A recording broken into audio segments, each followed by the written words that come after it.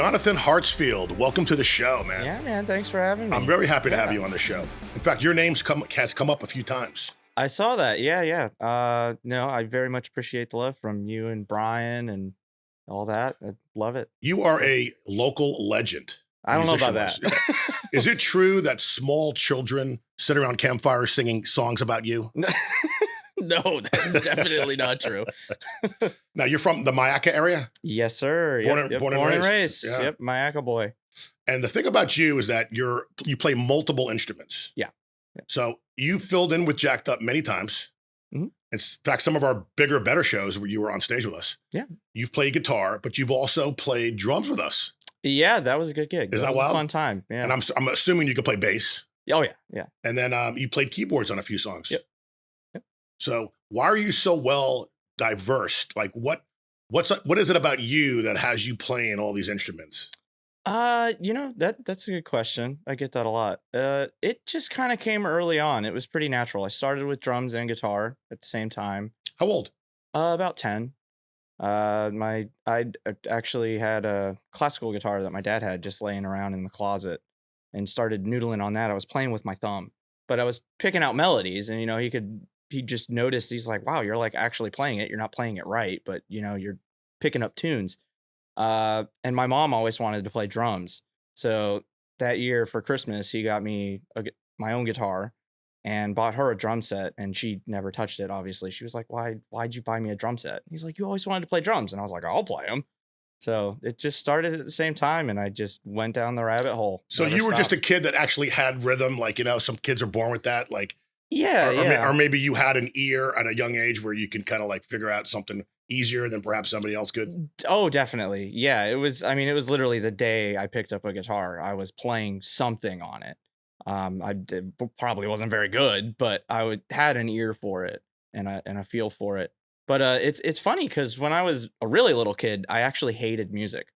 And that shocks people when I tell them that. I'm like, no, I hated it. Like, if anybody had the radio on, I was like, no, I'll deal with like talk radio, but I don't want to hear that stuff. Interesting. Yeah, I don't know what that was about, but it's just something clicked one day and it totally changed. Right. And what kind of music were you into at a young age? Early on, it was mostly stuff that was coming from my dad. A lot of 60s, 70s rock stuff, Cream, Zeppelin, Stones.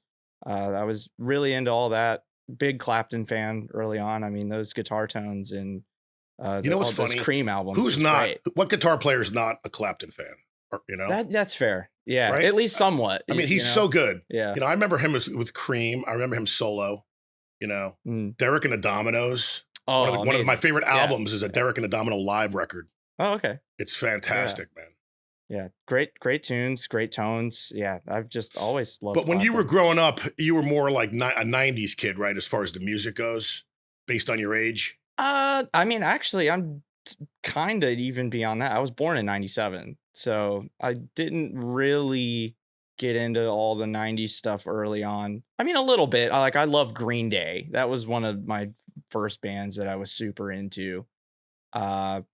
But yeah, no, it was honestly mostly old rock stuff. What I think? I think as we're little kids and we're in the car, at least in my case, with the radio on and our parents driving and they're, playing the music of their choice. I think a lot of young kids that's how I was exposed. But I mean, sure, today, whether it's rap or it's rock, the parents are listening, the kids are observing, right? They're little, they're listening to it, and then they start singing along. I got into the Beatles and the Stones at a very young age, right? Yeah.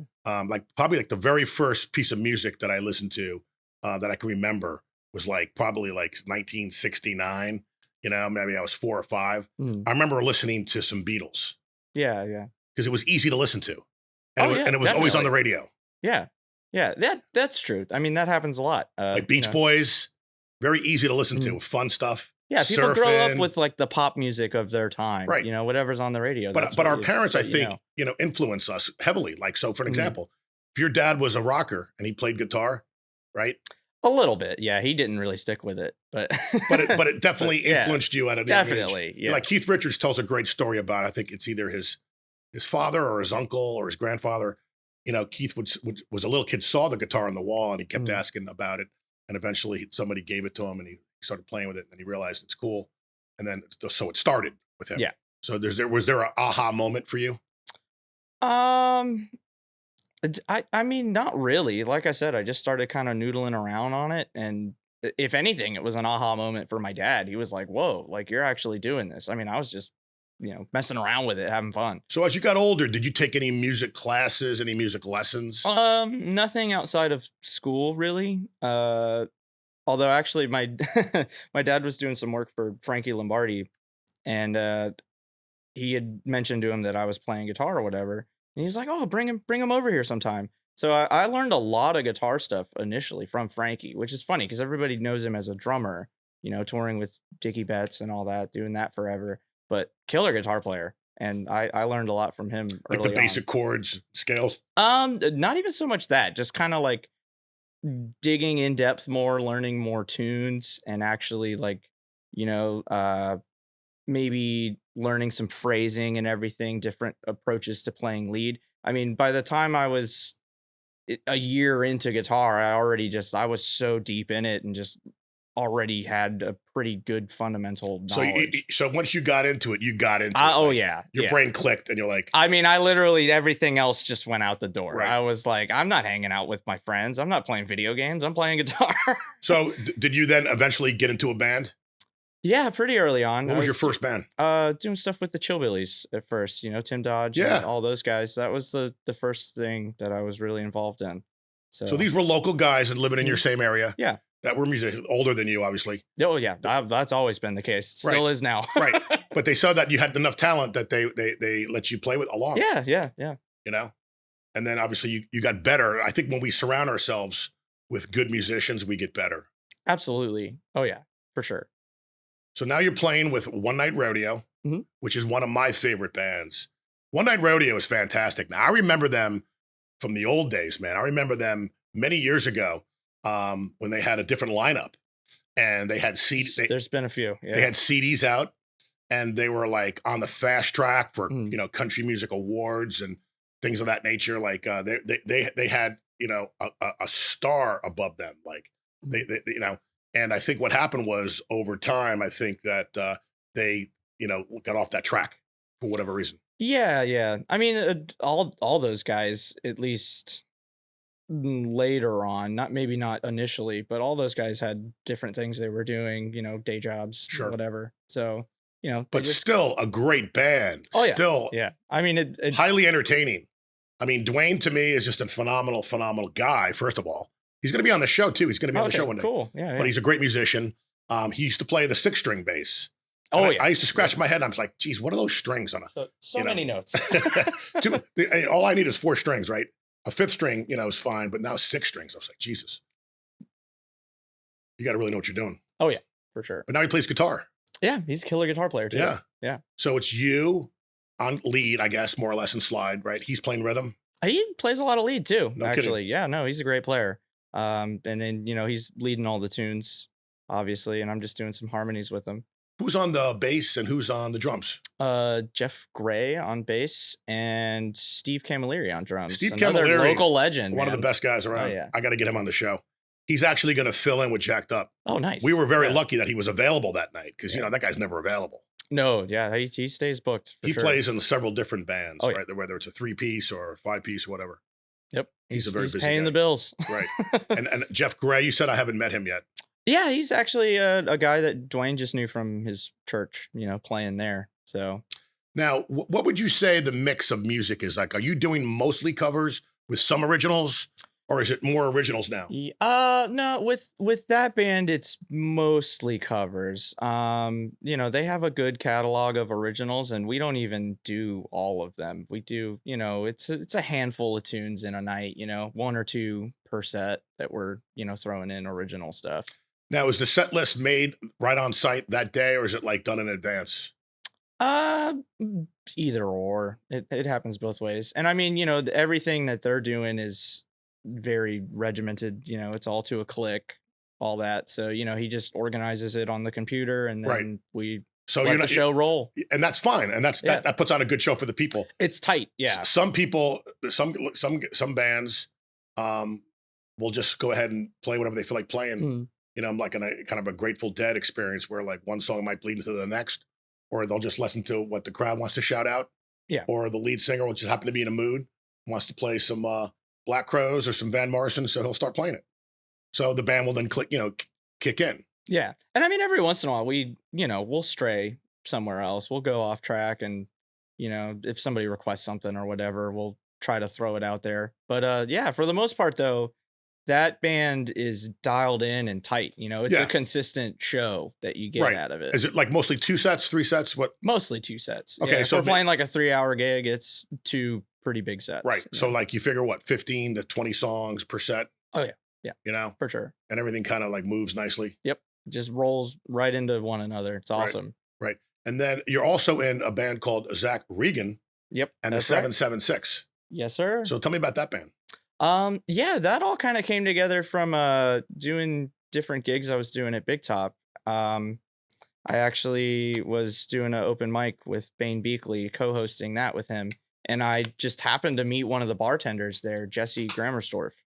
And he's not working there anymore, but he showed me Zach's music. Like, he was like, dude, I'm a drummer. And he's like, you're, like, I love what you're doing and like the country picking kind of stuff that you do. He's like, I need to get you in to come record with us. And I was like, yeah, man, like totally, whatever. Just kind of like didn't think anything of it, whatever. Got his number, didn't talk to him all that much. And then one day at the bar, he just was like, here, come listen to this in my car. And he played one of Zach's tunes, Weight of a Ring. I just like melted. I was like, dude, this is amazing. Like, the songwriting is absurd. The playing's great. His voice is great. It's everything that I want in an original band. Very cool. And he has so many tunes. I mean, God, he's got to have close to 100 songs that he has written. So we're working on cranking out that next album. Okay, so when that band is performing, are they doing all originals, or are they mixing in some covers? No, definitely a lot of covers. I mean, you have to, kind of play to the crowd and sneak the originals in. We try to do some original shows whenever we can and really market that. And actually, we have one coming up this weekend at 3 Keys. 3 Keys, okay. Yeah. And does he have CDs that are available for purchase? Yep. And are these all original CDs? Yep. And and everything's available on, streaming platforms, Spotify, Apple. Are you on any of these recordings? All of them. Yeah. So you've been in the studio with them? Yep. Okay. Yeah. Well, actually, most of it we did in Jesse's living room.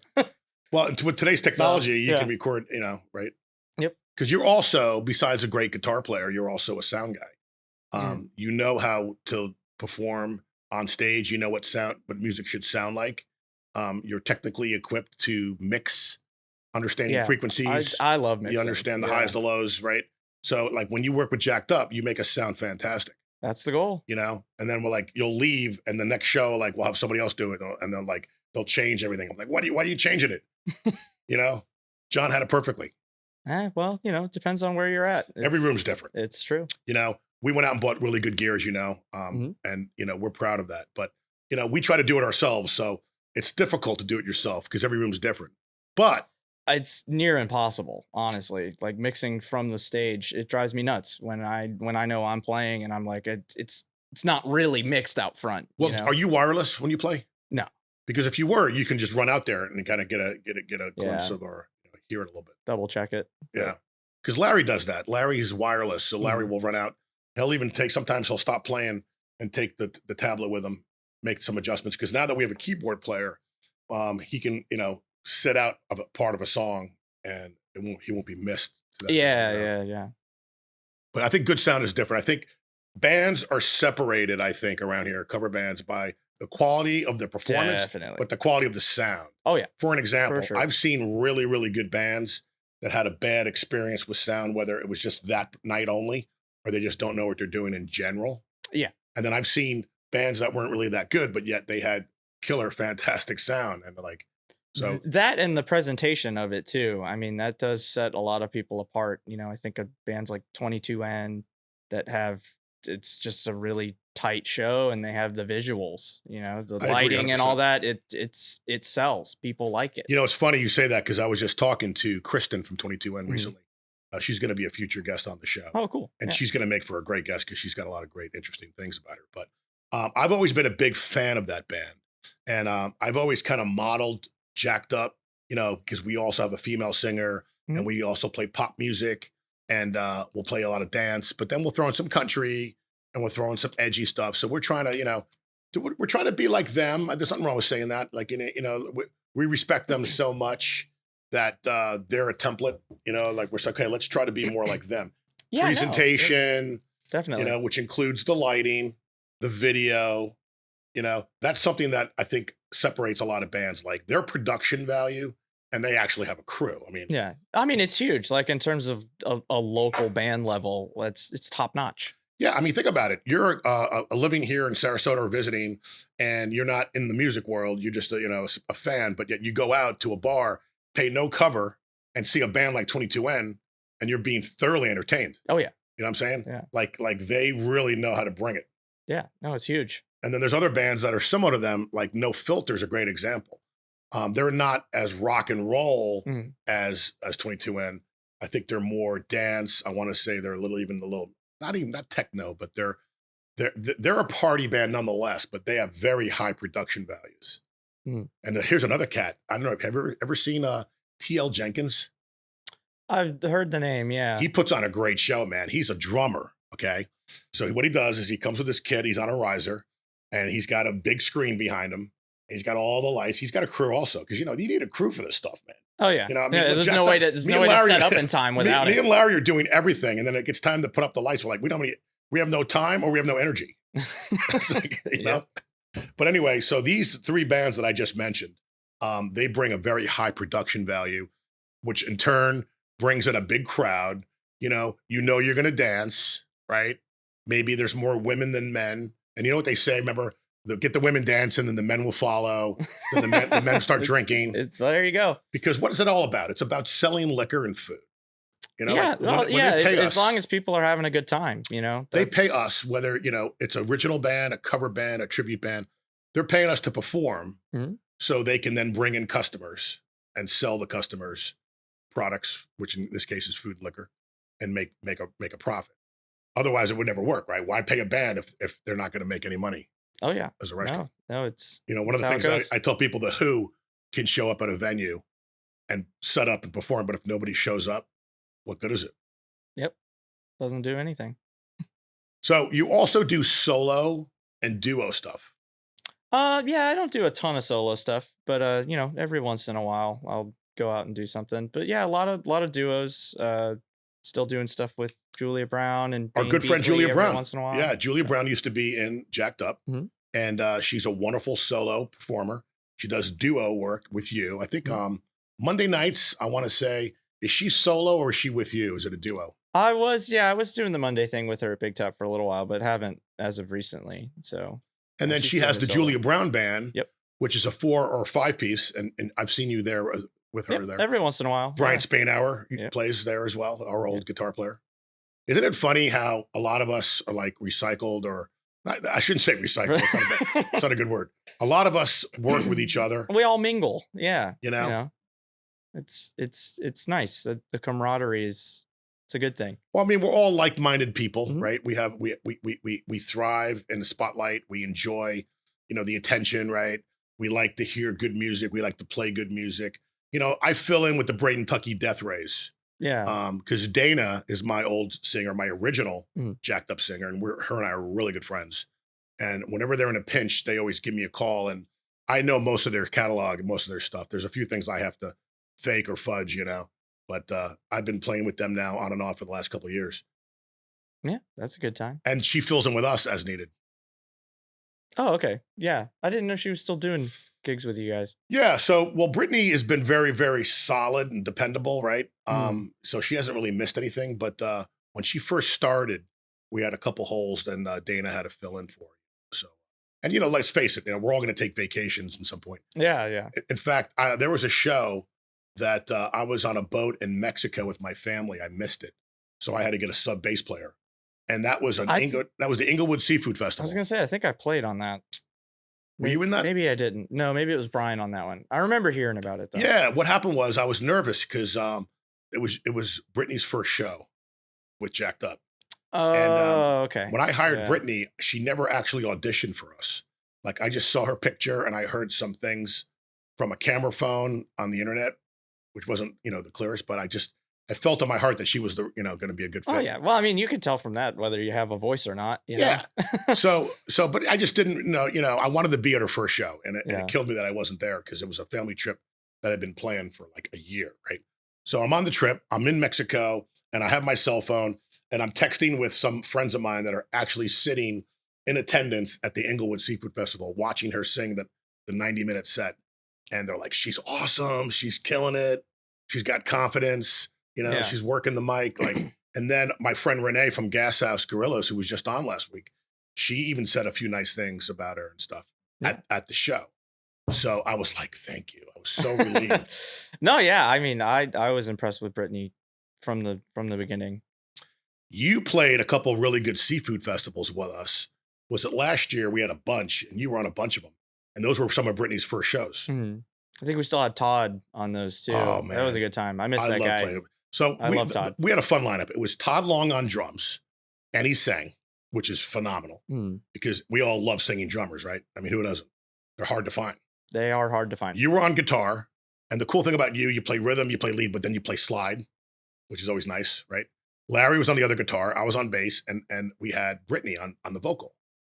And we killed it, man. We had some really fun shows, man. No, yeah, it was a good time. That was a fun lineup for sure. And one of my favorite shows with you was it the Aerosmith tribute that you were on with us, or was it the Bon Jovi? I think it was the Bon Jovi. It was the Bon Jovi one.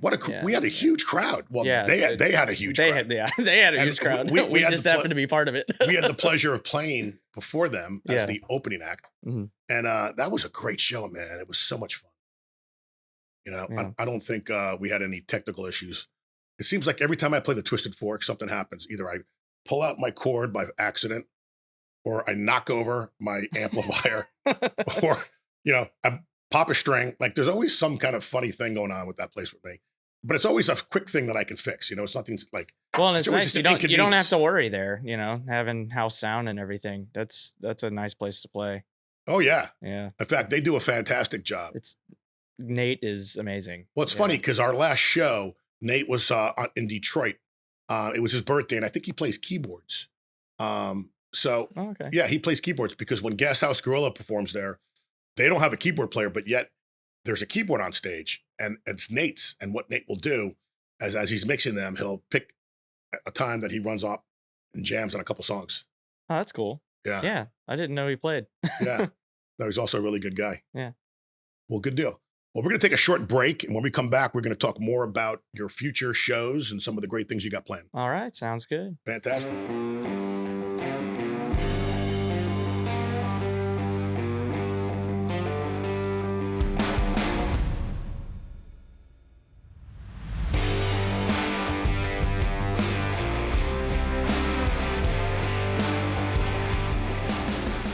So, Jonathan, do you get to many concerts? Do you get to go out and see live music, or are you just so busy you can't even go out? Yeah, I'm pretty booked up. But actually, that thing you were talking about on the 20th, I'm actually going to be down in Fort Myers seeing 49 Winchester. Now, who was that? 49 Winchester. Great band. Oh my gosh. Newer country act, but just solid group. Are they like on a tour and they happen to be going through Fort Myers? Yeah, they're playing the Ranch. The Ranch. Yeah. Have you been to the Ranch? I haven't been there. Okay. No, this will be my first show. Great venue. Yeah. It's like do you remember the White Buffalo? Yeah. It's like a much larger version of the White Buffalo where there's like the big stage with a huge dance floor so they can do the line dance if they want. Yeah. And then the perimeter is all the bars and the tables. So you're actually sitting around the perimeters eating and drinking, and then you're watching, and then if you so choose to dance, there's a massive dance floor for you. Yeah, that's nice. But I saw a couple of really good bands there, and the Outlaws are coming. I'm a big Outlaws fan. And, I grew up to Southern rock. Oh, same. Yeah. And it's funny because we were in the New York area, and this was the 70s, and we just started drinking beer and drinking Southern Comfort. We're at that age, right? And we used to listen to Leonard Skinner and Charlie Daniels and the Outlaws, and we used to buy and wave Confederate flags. And people must have thought we were nuts because we're a bunch of New Yorkers. We're a bunch of damn Yankees. And we're like, yeah, the South's going to do it again. Like, we didn't know what the hell we were talking about. And then I actually moved to Florida where I'm actually truly in the South. Yeah. And they're waving the Confederate flags for different reasons. You know what I'm saying? It's definitely different.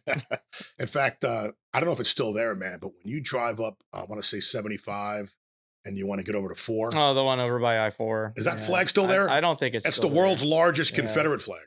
Yeah. No, I mean, that thing is massive. It was there for a long time, though. I don't think it's there now. Yeah. I'm sure it's starting to offend a lot of people, I guess. Yeah. As the old folks die off, the new folks are like, why are we doing this? Yeah, but I love all that Southern rock stuff. Outlaws, man. I still think Greengrass and High Tides is the real Southern rock anthem. I agree. And you know what? I want to still play that with you. I want you to come up on stage one day, and we'll have to plan this, right? Because we could do it with 2 guitars, but you probably need 3, right? Because there's the one guy doing the rhythm. Yeah. And then yeah, are those guys switching off on the leads, or is it one guy doing the lead? They're trading off, and actually there's bits where they're playing together too. They're doing some harmony stuff. It's the original monster tune. The original Outlaw lineup. Huey Thomason, Henry Paul is in it now, but he was in it back then, right? I can't remember all the guys' names, but I remember seeing those guys in New York City at various concert halls. You know, my sister turned me on to the first 2 albums. I think it was the first one, The Outlaws, which had, you know, There Goes Another Love Song. Oh yeah, great tune. And I think the second one was called Lady in Waiting, and it had Hurry Sundown on it. Oh yeah. So I grew up to that stuff and the Florida Guitar Army, and we used to play air guitar to it, right? You know, because it was just so amazing. And I don't think they were excellent guitar players. There's no doubt, but a lot of people don't realize how great singers they were too. Oh, they can amazing. harmonize. The harmonies on all those records. It's amazing. It's great. Because Leonard Skinner and the Allman Brothers, I believe, set the tone for Southern rock. Like, I think if there's like, you go to a dictionary and you look up Southern rock, you're going to see the Allman Brothers band. I mean, that's the original. Which is fine. Allman Brothers. They earned that. Yeah.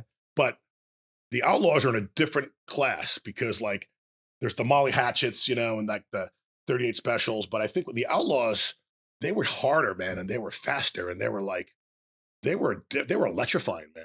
Oh, it's nuts. Yeah, for sure. But Greengrass and High Tides, I agree. That to me is an anthem. Yeah, don't get me wrong. I love Freebird, but Greengrass and High Tides, that's the one for me. Yeah. And it's funny because, you know, everybody loves Freebird and wants to hear it. And I think we played it once at a Jacked Up show. I think we did it one time. Yeah. And I think we only did it just to shut people up because, you know, they keep screaming Freebird, Freebird. But my philosophy is, you know what? Okay, let's show them. And you did a great job on it, because I think there's a couple components you need to do that song. You need to have a slide guitar. Oh, definitely. Yeah. And you need a piano because, you know, the one thing about Leonard Skinner I tell people is that Billy Powell, to me, when you really listen to Leonard Skinner, man, and you really get into it, like even with the headphones on, you're hearing this amazing piano behind those guitars. I mean, it's not just a guitar-driven band, dude. Oh, yeah. I mean, same thing with some of the later Allman Brothers stuff. I mean, Chuck Leavell, gosh, one of my favorite musicians ever. What is your favorite Allman Brothers album? I mean, I obviously Live at the Fillmore was a huge influential album on my playing for sure, but probably Eat a Peach. You know what's I love Eat a Peach. Everybody says those two. Yeah. And I agree. My favorite is Brothers and Sisters. Oh, well, that one's up there too. Southbound Jessica. Yeah. Obviously Ramblin' Man. Mm. That to me, that album, like, you know, if I have my top 5 albums of all time, that is one of them. And it's my first Southern rock. I put that above Skinner's One for the Road or Second Helping. Mm. You know, I put that. Yeah, above. I was always more of an Allman Brothers guy than Skinner. Well, the funny thing is about living here in this area. Now, you were born and raised here, so Yep. you know a lot of these cats. Yeah. You know some of these guys. You know Dickie Betts' family. You know his assistant, right? You know my drummer Jared Johnson. His wife is related to one of the Betts. Yeah. So it's like that's the world we live in, right? Mm-hmm. But I think that, you know, you can't live in this area and be a musician and not be exposed to that music. Definitely. And like I said, hugely influential. I mean, Dickie's playing especially. Like, I mean, that's what I really gravitated towards early on. And his son, Dwayne, amazing player. Absolutely great. I saw Dickie's final show at the White Buffalo. He played it with his son. Do you remember that show? Were you there? I unfortunately wasn't able to make that one. He had Damon Fowler. Damon's also great. Oh man. Legend. A monster. He had Mike Catch. Yep. Pedro was on bass. Yeah, I love Pedro. Pedro's my favorite bass player. Yeah. Nothing against Barry Oakley. Barry Oakley's phenomenal, and Barry still does a lot of this stuff. But Pedro is just on a different planet, man. Yeah, he grooves, man. Totally. I forgot who the drummer was there. You might know that lineup, but It might have been Steve might have been Steve. or Frankie, maybe. But yeah, it's one of the two, right? It's Yeah. usually one of the two. But so Dickie's up front with his son, and unfortunately, Dickie's health wasn't. He had already had those issues, right? Mhm. So we weren't really seeing the real Dickie Betts. We were just seeing Dickie Betts, but he wasn't himself at the time. And I believe that he stopped playing at that point Yeah. because of health. But it was kind of cool to be in the same room with a legend. I mean, I got pretty close to the stage, and I could see him, and I was the hair on the back of your head sticks up. Oh yeah, man. I I mean, saw him when I was like 12 for some benefit concert he was playing, and that literally changed my life. Like that moment, just standing there in front of that wall of marshals, just getting blasted by it. It was so good, though. I mean, it was transcendent. So I used to work for a company that had me in Macon, Georgia on business. Mhm. So when in Macon, Georgia, you have to go to the big house. Yeah, So yeah. the big house has become a museum. So apparently it was the home that they had lived in. And they now made it a museum. So you pay your money and there's like a walking tour. So you go downstairs and you can see like things that are now put in glass, like the drum kit, this is the amplifiers. Then you can go see the kitchen, and then you can go upstairs and see the bedrooms Yeah. where they slept. And this is where this song was written in this room. And Greg got an idea for that song there. And apparently the whole thing about Melissa was that he didn't have the title. So he had to go out to the store to buy some basic stuff that they needed to eat and drink, like milk, bread, that kind of stuff. And he overheard the woman behind the register calling out for her child. The child's name was Melissa. No, I And all didn't of a even. sudden, I didn't know that was the story behind that. went in That's Greg's funny. brain, ding, ding, ding, ding, ding. So he got the name Melissa Mhm. just from that experience.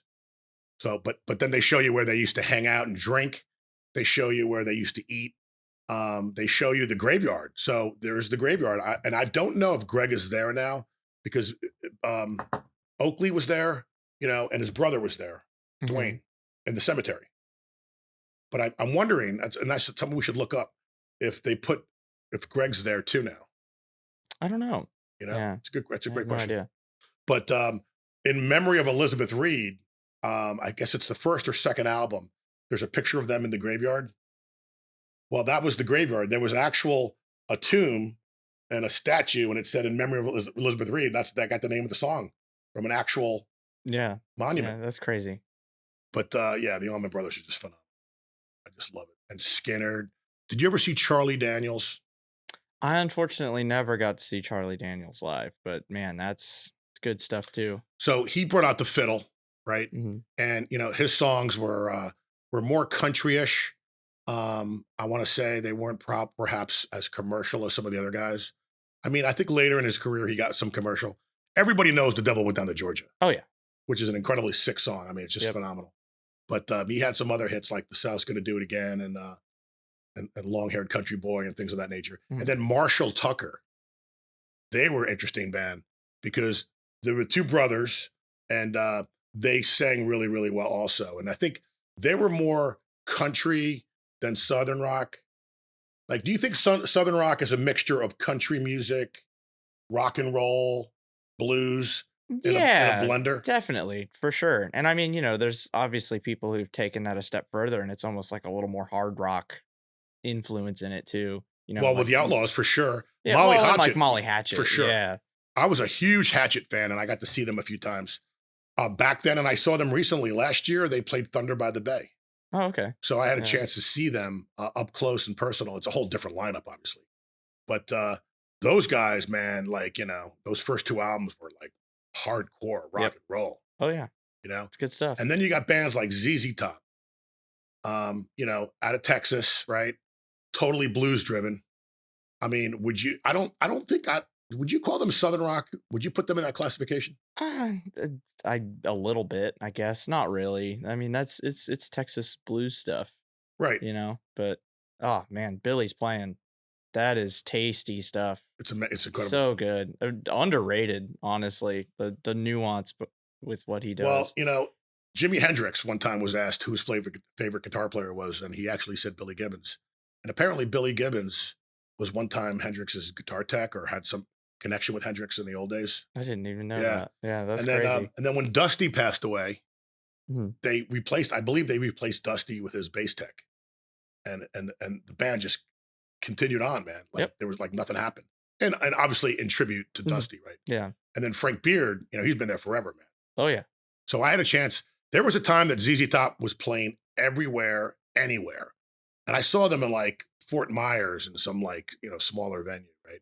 So they could still do stadiums, and they can still open up for the biggest acts, but then they'll play smaller little bars and clubs. Like Yeah. they were playing. I guess they were playing like 350 days out of the week, of the year. I mean, they were playing Yeah. like Skinner. Yeah. Skinner does these are used to. I don't know if they still do. Skinner, there's a point that they were playing like 340 shows.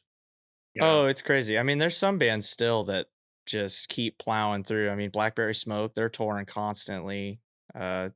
Tedeschi Trucks, they're always on the road. I love the Dusky Trucks. Yeah. What are your thoughts on a band that there's no more original members but yet they still have the same name? I mean, I get it. I get carrying the legacy. I don't love the idea of that, but it's if it still sells, people like it. People are going to pay to go see a show, and if it's a good experience and everybody loves it, why not? I agree 100% with that Yeah. answer. I think as long as the public demands it, and that's obviously through ticket sales and Yeah. attendance, why not? I mean, Motley Crue, to me, I think that they should hang it up, but they announced they're going to play. Place is packed. Vince Neil, There you go. he mumbles the words.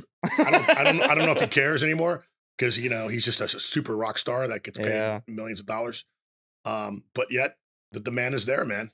I mean, Mhm. they actually said we're not going to tour, and they signed a blood oath. Right? They actually took their blood as a goof, and they like signed something. This is it. Couple years go by, book comes out, the movie comes out. Now they're like back on tour, and they're like, yeah, we're going to tour again. So it was just a bunch of marketing BS. Hey, it worked. they're But making money. there's one other Southern band I want to talk about, and it's I guess they're Southern because they're from Atlanta, but the Black Crowes. Yeah. When that first album came out, it came out at a time I want to say like early '90s came out. Yeah, definitely not the mainstream for that time. You know Right. what I mean? Exactly. Totally different sound. Totally different sound. I think we were craving good music. Like I think a lot of people were getting over the hair stuff, and there were some people that were not into the grunge scene. And Mm. then pop really took off, and like guys like Garth Brooks took off. And each to his credit, I mean, they were selling out stadiums. These types of bands. But to me, what a breath of fresh air when that first album of the Black Rose came out. I Yeah. was like, wow. Yeah. No, I love Black Rose. That's And great, it's great stuff. Hard to Handle is not their song, but yet people think it is their song because they're so good at Well, they covering owned it, like they covered it so well. they did it right.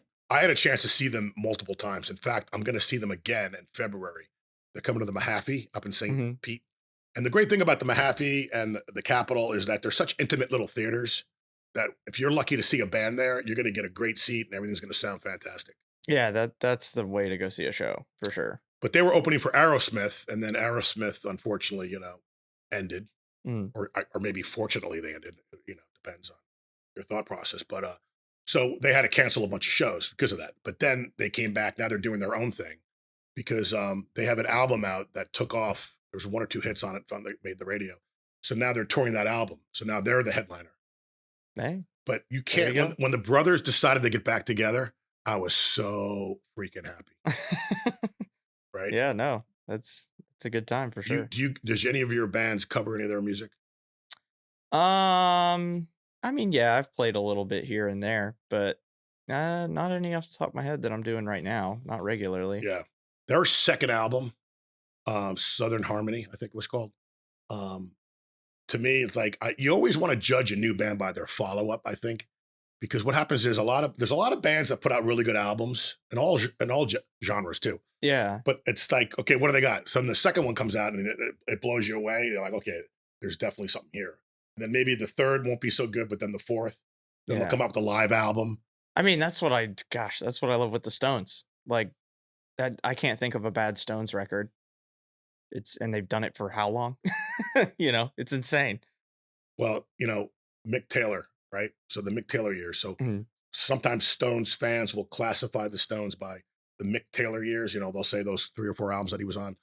I'm a huge Mick Taylor fan, and I think that his style of playing, his sound, his tone, he came to the Stones at the perfect time. And some of my favorite Stones records and some of my favorite Stones songs are with him playing on it. Yeah, yeah. And there's a song, I believe it's on Goat's Head Soup, called Winter. Hmm. It's my favorite Stones song. And I encourage people that are listening to this to go It's a listen to it. great album. Yeah, Like you said, man, underrated one, but a great album. the Stones, like, they got better and better and better with each record, right?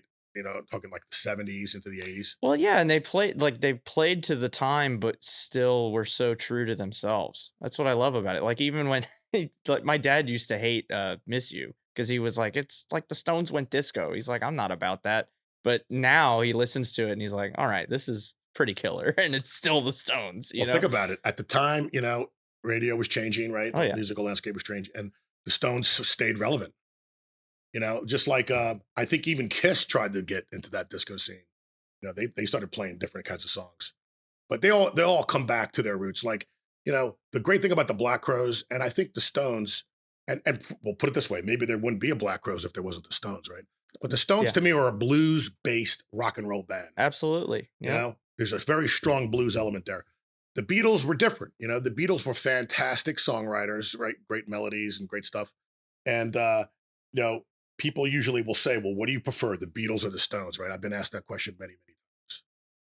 yeah. People hit you with that one. I grew up more with the Stones stuff, so I'm definitely more into that. But I mean, the Beatles, it has its place for sure. I mean, it changed the whole landscape. It's funny because I didn't become a Beatles fan till I was older.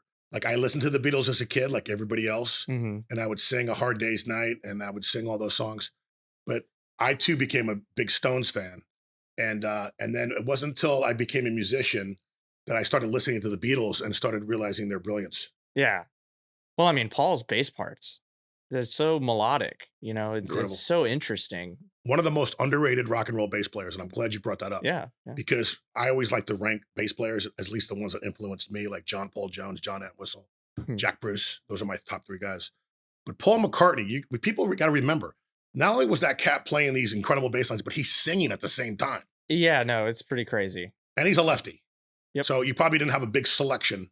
Well, maybe the Beatles were the exception. They probably had guys making guitars for them You nonstop. could get whatever he But wanted, I'm sure. I, But I had a buddy that just came in on the show, Todd Plesko, and he told me that when he was coming up in his musical career, he had a tough time finding proper lefty guitars. yeah. Maybe now it's different. Maybe now there's probably a store that just sells left-handed guitars, right? Yeah, well, and it's kind of frowned upon too in the classical scene anyway, because I studied classical guitar, and I mean there are people that make them. There's some left-handed players, but you think of other string players, violinists, cellists. There are no left-handed cellos or violins, Interesting. and it's because how they sit in an orchestra. You So, can't have bows going the other way and poking people. do you think that people become left-handed? They perhaps maybe won't play those instruments, and they'll play a different instrument because of their left-handed versus right-handed? Possibly, or they just get over it. I mean, I think that kind of goes back to, where we started earlier, a bit of that just like intuition and natural ability. When you have an ear for it and something's going on, you find a way to make it happen. Now, with all the instruments that you play, have you ever recorded yourself, perhaps maybe made a CD or laid down some tracks with you playing all multiple instruments? I mean, everything I've been involved in, I've played a lot of stuff on. My buddy Gavin Powell that I played with all through college. I mean, I did almost everything on some of his records. So it's a whole lot of fun sitting there tracking everything. You went to Florida State, right? Yep. Did you actually take any music classes there? I studied music. Yeah, I studied classical guitar. So really, so Yep. I didn't know that you played classical guitar too. Wow. Yeah, it's been a minute, but I graduated in like right in 2020, the heart of COVID. So it kind of I was a little burnt out at that point, and it kind of took a lot out of me. But no, I would like to pick it up again and do When it. you were in college and you were up in Tallahassee, were there like rock and roll bars that maybe you played in? Did you like play guitar during college and Oh yeah, make yeah. a few bucks? I still went out Make a and few played bucks. played gigs, but I mean there was no money in it at all, because it's a college town. People would go play for free, Sure. just to go party, play for a tab. Well, down here in the Sarasota, Bradenton area, there's a lot of opportunities for cover bands, Hmm. more so than original acts. I know when I lived in Atlanta, there were a lot more original kind of bars there, you know. Yeah. But here in this part of the country and part of this part of Florida, it's very touristy. It's all about the snowbirds. It's all about hospitality, dealing with folks coming in. So cover bands do well here. They're in high demand here. Oh yeah, I definitely. mean, you work 6 nights a week. Jacked up. Sometimes we're doing 2 or 3 shows a week. We've done 10 to 12 shows in a month, which is a lot. Oh yeah. We prefer to do 6, but the opportunities are there. And I think that's wonderful. And the pay is good. It's not great, but the pay's good. No, I mean it's yeah. I live off of it, so I definitely can't complain. But I wish there was more of a scene for original music. I mean, especially doing the stuff with Zach. That's the whole goal. We want to do his tunes, but we sneak them in. People like them. If they don't really respond to them, we just move on and And play some more Tom Petty or whatever. that's beautiful. That's Yeah. the perfect way to do it. Yeah. Sneak them in Yep. because people love Tom Petty. Like you can't go wrong playing any Tom Petty song. No, not down here. Um, Can't go wrong. every time we play American Girl, which is probably the song that I'm not going to say that I dislike the song. I could say maybe I'm bored of playing it. Yeah. Well, But it's it- not my it's- favorite Petty tune. But That's it for still sure. gets a huge response, dude. Always. People dance to it. Yep. Just like Summer of '69. I mean, I want to vomit every time we have to play that song, but it works, man. Oh yeah. All Right Now by Free. People just love it. Because I think, what a lot of times is, man, we're musicians, so we know what we like, we know what we don't like, right? But we got to, sometimes we forget that we're entertaining people that aren't necessarily as experienced as we are or in the know as we are. And they like basic things. They like familiar things. No, they want what they know. Yeah. you know? And there's nothing wrong with that. So, when somebody wants to hear Jimmy Buffett or they want to hear, Brown Eyed Girl, I mean, we laugh as musicians, but, they're serious, man. Like they want to hear Mustang Sally because they like it. They want to hear Yeah. Sweet Home Alabama. Hey, they're throwing money in the tip jar. I'm playing it. Sweet Home Alabama is a song that we get a lot of requests for down here. Yep. And most of the time money's included. But it's funny, Larry and I laugh because we never play it right. A lot of bands don't play it right, Everybody plays it too fast. I'll tell you that right now. But when you really listen to it, man, I'm It's- talking like pick it apart. Yeah. There's a lot of stuff going on in there that a lot of bands don't even bother to do. Nope. Oh, I know. Yeah. No, it's I mean, it's a good tune. Don't get me wrong. Yeah, we're just all sick of playing it. But when Leonard Skinner tours, right, that they have to play those 2 songs, right? Like people are expecting the end of the night to hear those 2 songs. And it's probably Sweet Home. Then it's probably, they take their break or they good night everybody and they come back and do Freebird. Oh yeah. For But sure. somebody said to me, what is your 3rd, 4th, and 5th favorite Skinner songs outside of those? So, or I say popular. And I'd say, well, Give Me 3 Steps. Yeah, I do that one. That's totally a bar song if I ever heard one. I started doing I Know a Little with Zach. Great Boy, that's That's some borderline guitar jazz, work. man. That's borderline jazz. Am I right? It's a workout. Yeah, no, it's definitely got some jazzy stuff in there. But I tell those guys all the time, I'm like, take it easy on me. Keep the tempo a little backed up because I'm playing 3 guitar players parts. Yeah. No, that's a fast song. Yeah, it's insane. Yeah. But the fact that you guys can pull that off, it's pretty amazing. Is there a keyboard player on that song? Yeah, there's actually a keys solo in there, but we don't have a keys player, at least not right now. Occasionally, we've had Jeremy Egglefield sit in with us before. So, Great musician. Yeah, he's a fun guy. Great guy too. Yep. And his wife Kara, I'm trying to get her on the show. I think she'd be great to be on the show. Oh yeah, Cara's great. Absolutely. Very amazing. talented. Very, very talented. They play, I don't know if they're doing it now or I guess it starts up again soon. Every Wednesday night, they were at Big Yeah, Time. I think they're starting up at the end of the month. Because I think they take the summer off. Yep. Because as we Yeah. all know, it's brutally hot in the summer. Oh yeah. Nope. mean- I'm still there at Big Top on Thursdays, and it's I hot. almost, I'm not going to say I passed out or fainted, but I had something at a venue about a month ago where it was so freaking hot out and I must have been dehydrated on top of that. And I'm up on stage playing my bass and I thought I was going to fall over. Oh yeah. I mean, it was just like there was no breeze, man. There was no, it was like it was crazy. It's pretty brutal out there. Gotta drink water. But I think this is a hotter summer than normal. It definitely is. And as musicians, we're either we're going to be like sweating to a point where like we have to change our shirt, wring it out, or we're canceled because of the thunderstorms. Yep. So one or the other. The summer times are tricky. Like, are you going to get your gigs in? It's like it's hard. Oh yeah, you're telling me. I know all about it. So, what are some of the things you got coming up? Any big stuff coming up in the near future for you? Nothing off the top of my head. Just doing probably anywhere from 4 to 10 gigs a month with 776, keeping those up. I do have the Hunsaders Pumpkin Festival coming up with One Night Rodeo. So they do that every year. They do every weekend. Yep, we'll be there playing a set. So come check that out. And I've got that 90s tribute thing I'm getting into now. Be Kind Rewind. Yeah, tell me about that. So how did that start? How did that come about? It's been a thing in Devin's mind for a long time. Devin Starr, another local guy. And he's had this vision with it for a long time, and it's finally coming to fruition. Got Nick LaValle leading it. Absolutely amazing. So name singer. some of the bands that we'll be listening to when you guys play that. Oh, it's all over the place. Some Chili Peppers, Incubus, Nirvana. I mean, it's just all Green Day. 90s stuff. Yep, Green Day. Some Blink-182 in there too. That's awesome. Yeah. My friend Dana has a 90s band, and they do quite well. But I'd like to hear a 90s band with a male voice too. Yeah, no, it'll be fun. It's a good time. We're all looking forward to it for sure. Now, do you have a Facebook page or a website with all these dates? Like, how would somebody find out where you're going to be?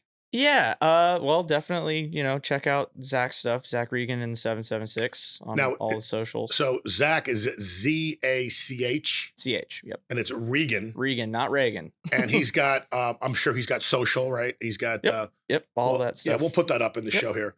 And people can go there and see the dates for him. And then One Night Rodeo. Yep, they're still kicking on Facebook and all that. Always a great time seeing One Night Rodeo. In fact, I'm due to catch One Night Rodeo. I know you guys used to play the county fair. You do the pumpkin thing. You're at some of the better festivals and some of the bigger venues, right? I think you're still at Stottlemeyer's. Yeah, every once in a while. I don't know if we have another date there this year. Big Top every once in a while, same deal. Did Big Top upgrade their stage, by the way? They're in the process of it. Yeah. So it's going to be fully covered over there, which will be nice. Are they going to use the same speakers and everything? Or are they going to put everything? No, they're going to get a new system. Because they have to get an outdoor system, right? You have to buy speakers that are designed for outdoors. Yeah. Because there was one venue I played at where they put the subs under the stage, and I thought that was pretty cool. So, yeah, it's nice. I mean, it depends on what kind of stuff you're, especially as somebody who mixes shows. If it's a real rock and roll show, bands love it. They love having the subs under the stage. But you do something that's kind of like folky or bluegrass, and then the subs under the stage is a nightmare. Now, what are some of the bigger shows that you've mixed at some of the local venues here? Yeah, I mean, just stuff at Big Top mostly. Some of the touring acts that have come in, Kip Winger, Maggie Baugh, just anytime they need somebody. What about that hip hop band that came through? Sugar Hill, they would hire an outside sound company for that just because they needed a little more firepower, bigger PA. They came through twice, right? Yeah. And I think both times it was it crazy packed? Oh yeah.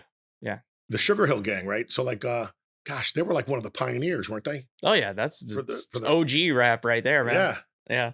Interesting.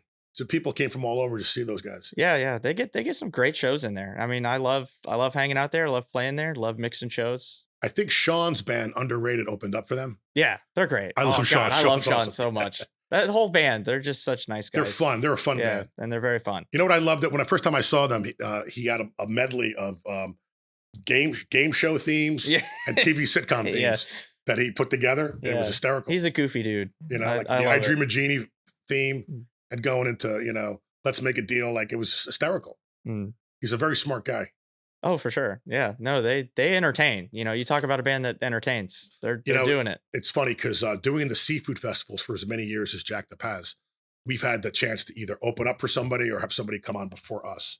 So the great thing about the seafood festivals, and I was just talking to Renee about this last week here, is that you get a chance to see other bands that you normally wouldn't get a chance to see. Yeah. So I'm one of those guys that after I break down the stage, I'll go out in the audience, I'll have a beer, and I'll stick around and watch the other bands. Mm. You know, so that was the case with Underrated, where they came on after us, or I don't remember the order, but nonetheless, thoroughly entertaining, man. Oh yeah, it's always a good time. You know, Yeah. Other bands that I've seen recently that I want to give props to is a band called Rock Candy. Oh, okay, I've heard of them. Have you seen them? I haven't seen them. Fantastic. They're doing the 80s arena rock, and there's like 3 or 4 of the 6 members that sing really, really well. And there's a male and a female. And So they're covering all of it. Oh, they're covering all of it. Yeah. Couple blues guys, Trey. Oh, Trey Van Vig.